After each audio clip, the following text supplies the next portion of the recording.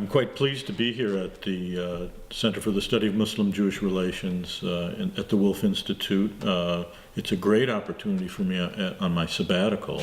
both to be engaged with the people here at the center as well as fellow scholars at Cambridge. While I'm here, I'm working on a section of a larger project. The immediate work I'm doing is on it's based on the appearance of different Jewish sects in the 7th, 8th, 9th century, in the early centuries of Islam, but it really focuses on urbanization and large social changes that were taking place in the Islamic world at that time, particularly focused on Baghdad, and that the change of the urban environment and the social order, the explosion of writing, Arabic literary work and Arabic writing in general, and I believe the introduction of paper into the environment had a great effect on thinking, on the interpretation of law and Bible on the part of Jews, and that it is one of the factors that leads to the rise of many different sects in the Jewish communities in the early Islamic centuries. This is part of a larger project, which is really a book on Jewish history from the 6th through the 10th century. It's ironic that I'm here at Cambridge, where the largest collection of Geniza documents is located here in the University Library, when in fact the subtitle of my book will be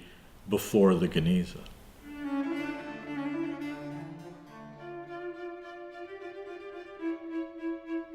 I'm often invited to speak in different settings in Northern California. That might include being invited to a synagogue or a church, to community schools, adult education schools, not to mention being invited to speak at other universities. And so it gives me a chance to get away from the very technical manner in which we talk about what we do and try and, at a middle register, communicate my ideas, talk about what I think is important to audiences that include educated lay people, people from the community in general, even young people. So I sometimes speak at high schools, religious high schools, etc. I believe that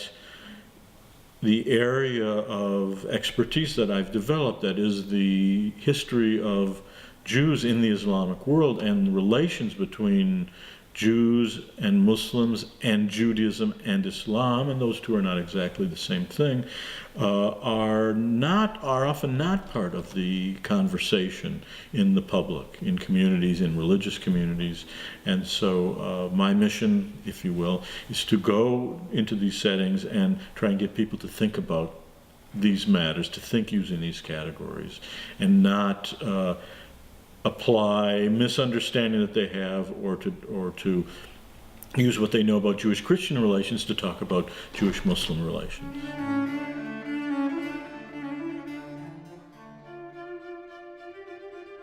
I think when we're talking about the study of Muslim-Jewish relations, languages are a key element.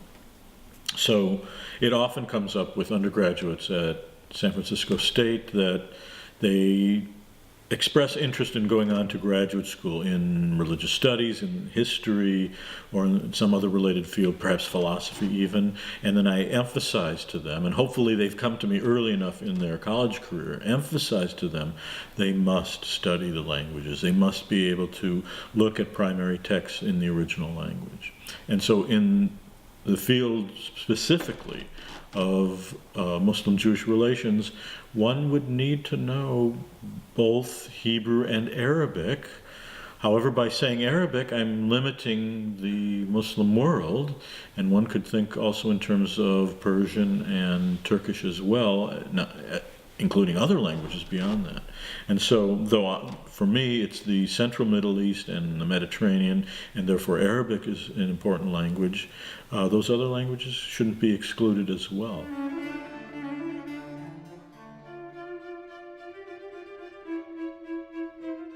Anything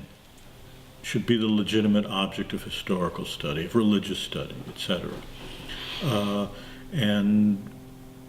is part of the heritage of humanity. On the other hand, it is an important question, and it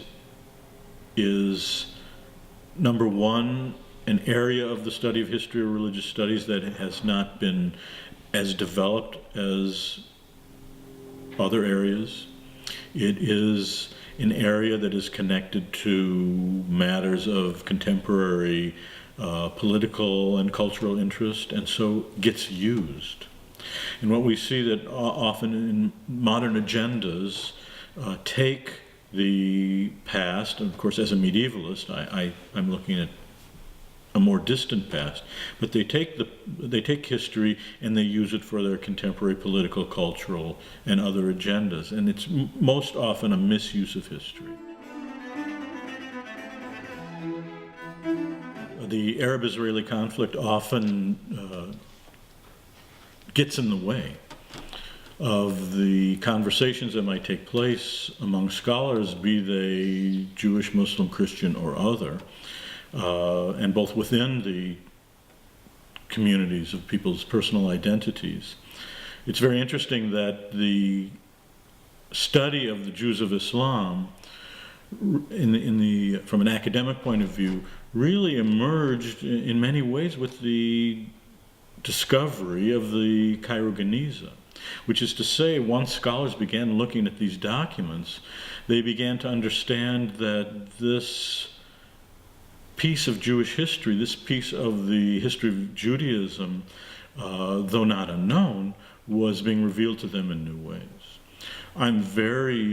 acutely aware of a dimension of this, and that is because the study of Karaites, about whom I've done so much work, really came to the attention of scholars at the very end of the 19th century, beginning of the 20th century, and that in a sense, Karaism and the history of the Karaites became something that scholars of Rabbinic Judaism and scholars of medieval Judaism and medieval Jewish history could not ignore.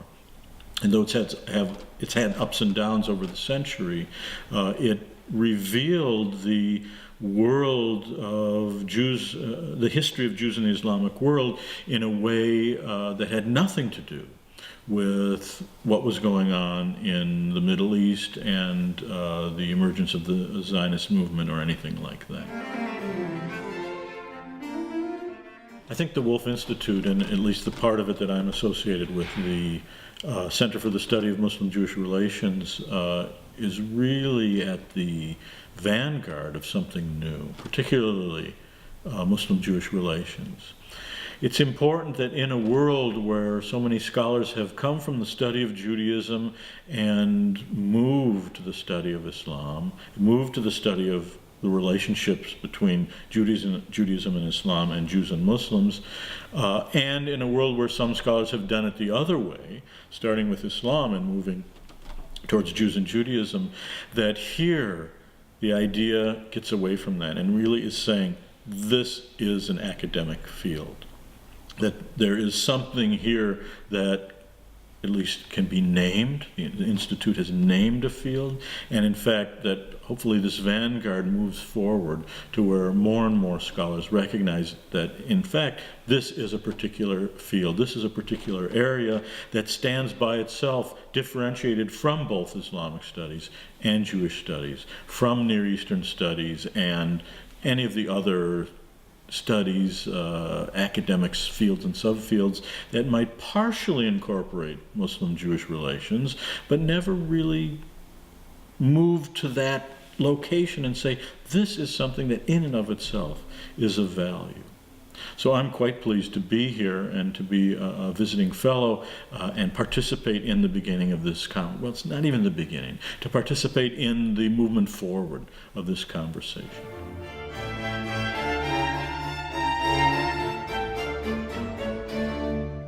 The larger project that I'm working on, a book on the Jews from the 6th to the 10th century, is one that uses the new Mediterranean studies as a lens to think about a broad history that until now nobody has tried to connect up. And that's to say, scholars are focused on the Jews of the Byzantine Empire, the Jews of Visigothic Spain, the Jews of North Africa, of the Caliphate, of Palestine, of the Byzantine Empire. And in fact, very few are trying to do comparisons between these places, something that in fact the Mediterranean offers, that the very idea of Mediterranean studies, especially in the way it's been discussed in the last 10 years or so, allows a new way to talk about Jewish history that ends up not being a kind of a national history with thinking of the Jews as a national entity. Neither is it a history of tradition where Judaism, the religion of the Jews itself, becomes the defining factor in this. But in fact, we locate the Jews in the Mediterranean. We can say, and we ask, how much can the Jews tell us about the Mediterranean, as much as we ask, how much can the Mediterranean tell us about Jews in that period? And so, though while I'm here, I'm working on the Central Near East and using Arabic sources from Arabic-speaking lands, another part of this project will be on the Visigoths, in which the sources are primarily in Latin and requires a completely different approach to thinking about Jews in the Mediterranean and thinking about Jews in that period before the Geniza. One recent study that I'm quite proud of is an article that came out in the Jerusalem Studies for Arabic and Islam on Jews and the Muslim conquests. And in a way, it sets the stage for this larger project, because I examine the Muslim conquests of the 7th and 8th century, meaning I'm including both the conquests of the Middle East in the 7th century, early 7th century, and then incorporating also the conquest of Spain in 711. This is, in a way, a circum-Mediterranean trajectory. Of course, it's not completed, but it is a movement that goes from one end of the Mediterranean to another. And what I see is that the way Jews are described in the Arabic and Latin sources and other languages, and the way that they are used by these writers coming from Christian and Muslim traditions really reveals, in a way, the Mediterranean. It tells us in some ways what we don't know about the Jews, that in fact the 7th and 8th century events perhaps are unavailable to us, but that what becomes available is the way Jews were thought of in the sources written in the 9th, 10th, and 11th centuries. And so that sets the stage for thinking about Jews in the Mediterranean in the early Middle Ages. It sets a stage for moving from the world of Islam to the world of Christianity and back again, and allows me a way to think about what I'm doing in my larger intellectual project.